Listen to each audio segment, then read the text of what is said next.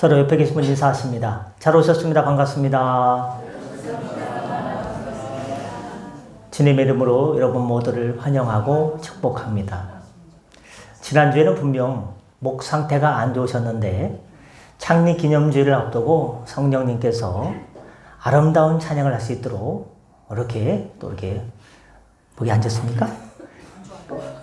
그럼에도 불구하고 우리는 전혀 느끼지 못할 정도로 하나님께서 붙들어 주시고 이미 다 치료해 주신 줄 믿습니다.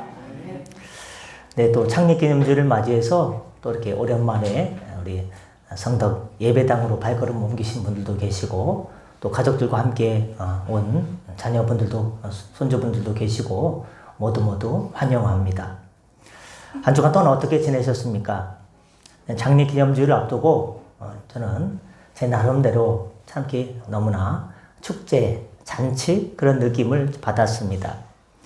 안팎으로 현수막이 걸리고 또 이렇게 여러 가지 일들로 창립, 지금까지 인도하신 하나님의 은혜를 기억하는 시간이었기 때문입니다.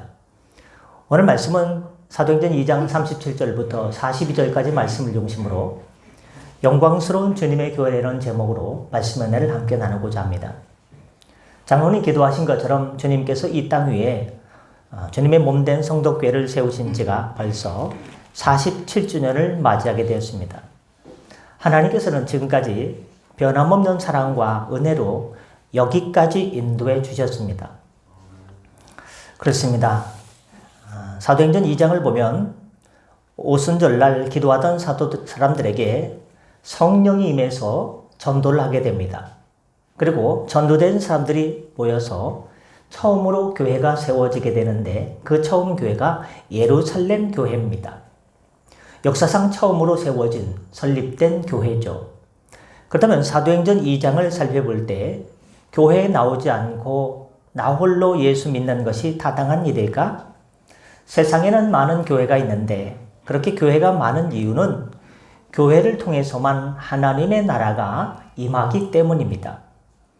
마태복음 16장에 보면 베드로가 너희는 나를 누구냐 라고 물을 때 다른 제자들은 누구와 비슷하다고 했을 때 베드로는 예수님이 하나님의 아들이요 구원하신 분이라고 고백하는 베드로에게 어떻게 말씀하셨냐?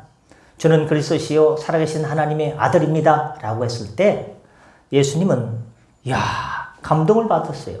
너는 베드로라.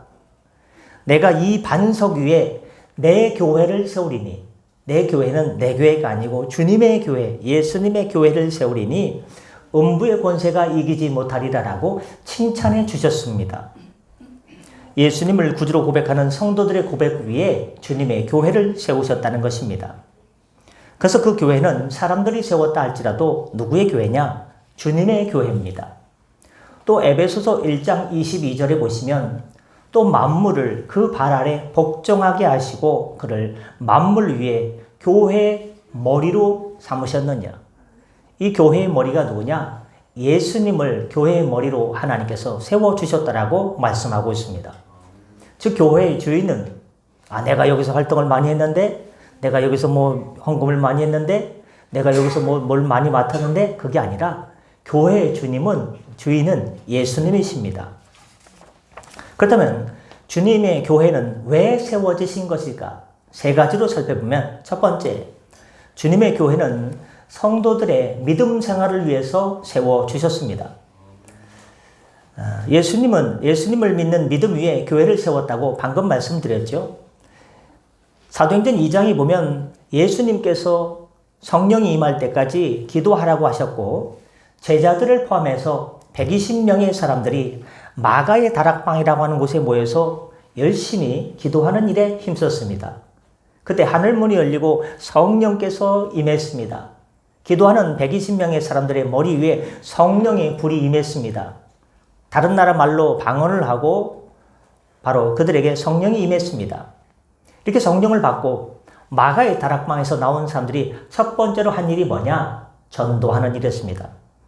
그래서 본문에 보면 사도들의 전도를 받고 수많은 사람들이 예수님에 대해서 듣게 되었고 복음을 듣게 되었고 예수님을 믿게 되었습니다. 그래서 세워진 교회가 바로 예루살렘 교회입니다. 얼마나 전도가 잘 됐냐? 하루에 3,000명이나 되는 사람들이 예수님을 믿고 세례받는 일까지 벌어졌습니다. 그들이 드디어 예루살렘 교회에 모여서 신앙생활을 합니다. 신앙생활이란 예배하고 기도하고 그런 일입니다. 그리고 43절 이후에 보니 아름다운 교회 생활을 시작했습니다. 그 결과 하나님을 찬미하며 온 백성에게 칭송을 받으니 주께서 구원받는 사람을 날마다 더하셨다라고 말씀하고 있습니다. 따라서 예수님께서 교회를 세우신 이유는 예수 믿는 사람들이 모여서 신앙생활 잘 하라고 교회를 세워주셨습니다. 우리가 아무리 예수님을 믿어도 기도하지 않고 예배하지 않으면 예수님이 잊혀집니다.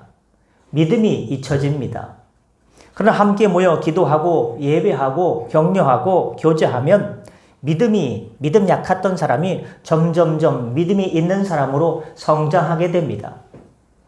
어떤 사람들이 말하는 것처럼 사람 만나는 것이 불편하고 이것저것 불편하다고 생각해서 혼자 예수 믿겠다고 하는 사람들도 요즘은 많습니다. 여러분, 그런데 한번 생각해 보십시오. 석공의 손에 들린 돌과 냇가에 그냥 내버려진 돌을 생각해 보십시오. 울퉁불퉁하던 돌이라도 물을 만나 깎이고 다듬어져 둥글둥글하게 됩니다. 석공의 손을 통해서 멋진 작품이 됩니다. 누구의 손에 붙잡혔을 때 석공의 손에 붙잡히면 울퉁불퉁한 돌이 이렇게 변한다는 것입니다. 그렇습니다. 우리는 다 돌과 같습니다. 지지난주 우리는 기초돌에 대해서 우리 신앙의 기초돌 대신 예수님에 대해서 묵상했습니다. 우리가 교회에 나오시게 되면 말씀으로 깎이고 다듬어져 우리의 인생이 아름답게 되어집니다. 창조주 하나님께서 아름답게 여러분의 삶의 자리가 다르고 처한 형편이 다를지라도 하나님께서 그것에 맞게 맞는 것보다 더 넘쳐나리라 넘치는 주의 복을 주셔서 은혜로 인도해 주실 줄 믿습니다. 나만 알던 사람이 교회에 나와서 이 사람 저 사람 만나고 이 사람 저 성도의 기도 제목을 듣고 함께 기도하고 대화하면서 포용력 있는 사람으로 변하고 가슴이 넓어집니다. 남을 이해하고 위로해 줄 줄 아는 사람, 나만 인생의 문제를 끌어안고 사는 줄 알았는데 다른 사람이 더 힘들구나 하면서 그를 위해 기도하는 사람으로 바뀌어지게 됩니다. 주님은 예수 믿는 우리들이 교회에 모여서 신앙생활하면서 믿음과 인격이 더 성장하고 더 성숙하라고 주님 보시기에 아름다운 신앙인이 되라고 교회를 만들어 주셨습니다.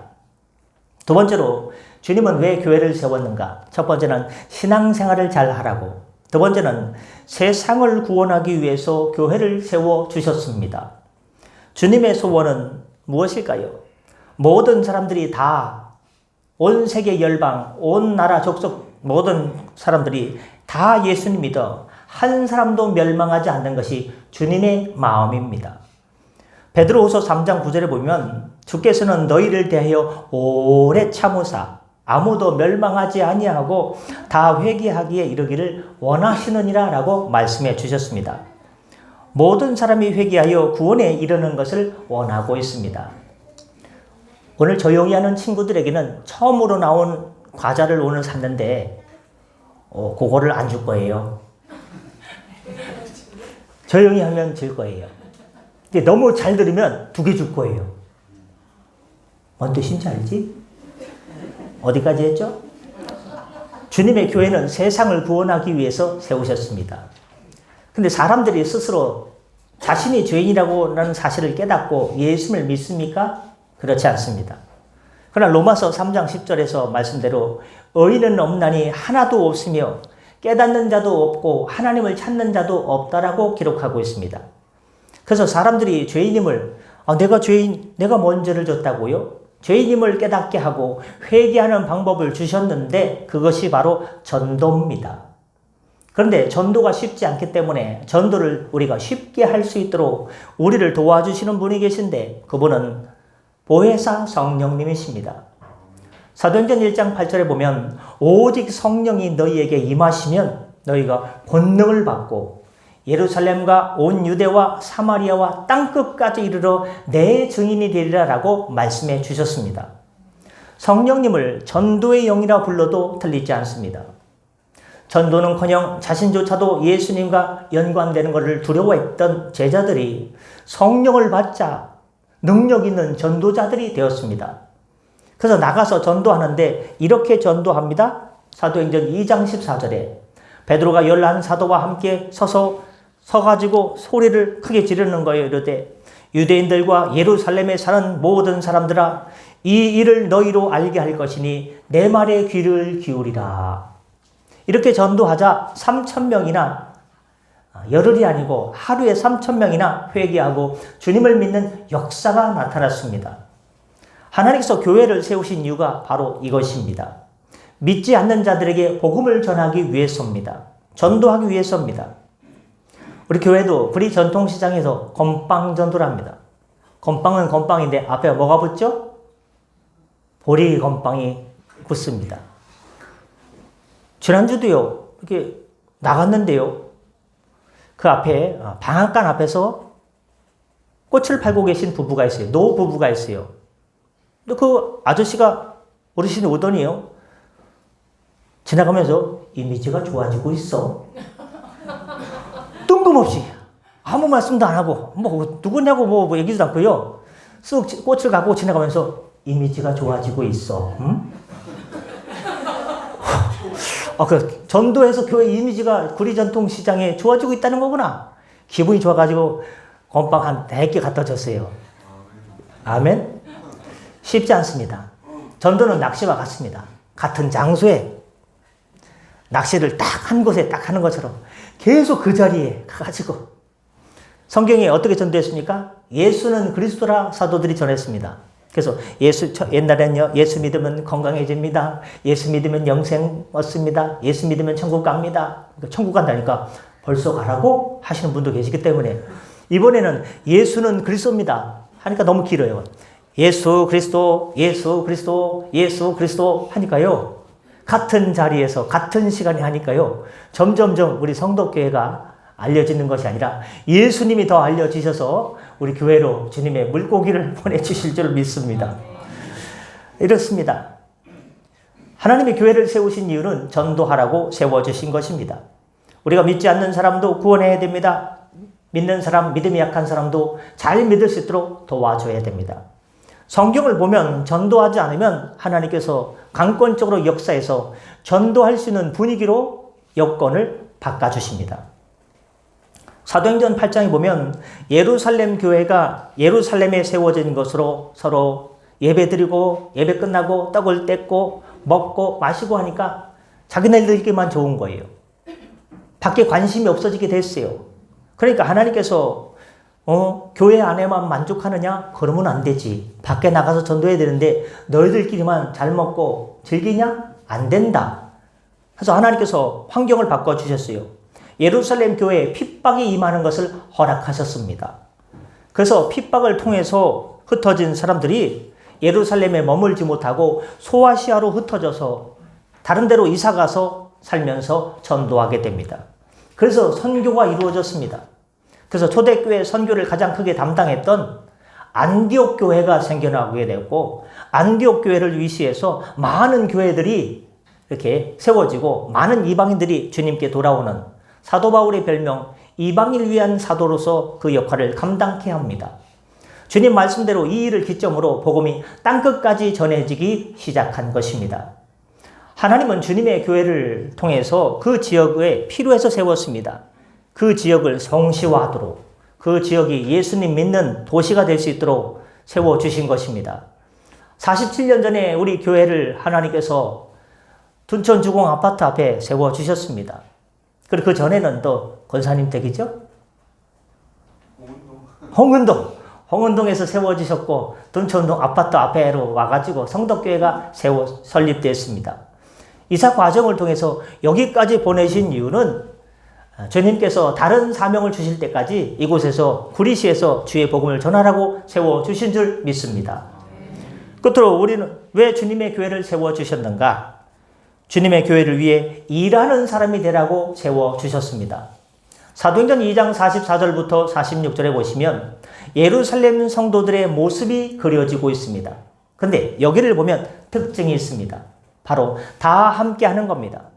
누가 할 수 있는 사람 한 사람이 하는 거 아니라, 누가 잘하는 사람 한 사람이 하는 거 아니라 모두가 다 같이 십시일반으로 함께 모여서 일했습니다. 몇 사람만 기도하고 몇 사람만 봉사한 것이 아니라 모두 다 같이 했습니다. 믿는 사람이 다 함께 있어라고 기록하기 때문입니다. 삶의 현장이 달라도 함께 있기를 원했습니다. 모든 물건을 서로 통용하고 삶을 나눴습니다. 또 재산과 소유를 팔아 각 사람의 필요를 따라 나눠주기까지 했습니다. 남에게 도와주고 구제했다는 것입니다. 모두 다 했습니다. 함께 기도하고 예배하고 전도했습니다. 일을 안 한 사람이 없습니다. 핑계대는 사람도 없었습니다. 예루살렘 교회가 역사일에 가장 아름다운 교회를 손꼽는다고 하면 예루살렘 교회인데 그 이유는 모두가 함께 했기 때문입니다. 고린도전서 12장 27절에 보시면 너희는 그리스도의 몸이요 지체의 각 부분이라. 예수님께서 교회의 머리가 되시고 몸이 되시고 우리는 손과 발처럼 지체입니다. 하나입니다. 믿음의 띠로 사랑의 띠로 하나가 됐습니다. 소중합니다. 소중하지 않은 부분이 없습니다. 그래서 우리가 다 같이 일을 하면 우리 교회는 예루살렘 교회처럼 아름다운 교회가 됩니다. 그러나 나는 뭐가 있어요? 나는 이거 하고 일을 회피하면 라우디아 교회처럼 바로 책망받는 교회가 될까 두렵습니다. 우리 주님의 몸된 성도교회는 말없이 봉사하고 충성하는 주님이 찾으시는 참된 주님의 일꾼들이 날마다 찬양사님 부르는 것처럼 넘쳐나게 되는 역사가 나타나길 바랍니다. 말씀 마칩니다. 놀라셨죠? 저도 놀랐습니다. 우리 교회가 이런 교회, 우리 성도들이 이런 성도들이 되길 바랍니다. 교회는 어떤 교회? 주님께서 교회를 왜 세우셨는가? 성도들의 믿음 생활을 잘 하도록 교회를 세워주셨습니다. 주님의 교회는 세상을 구원하도록 전도하기 위해서 세워주셨습니다. 셋째로 우리는 주님의 교회를 위해 일하는 사람이 되라고 교회를 바로 세우신 것을 기억하시고 주님의 일꾼, 제자들 다 되시기를 예수님의 이름으로 축복합니다. 기도하겠습니다. 은혜의 주님, 지난 47년간 성덕교를 돌보아 주시고 여기까지 인도해 주시니 감사, 찬양, 영광을 돌립니다.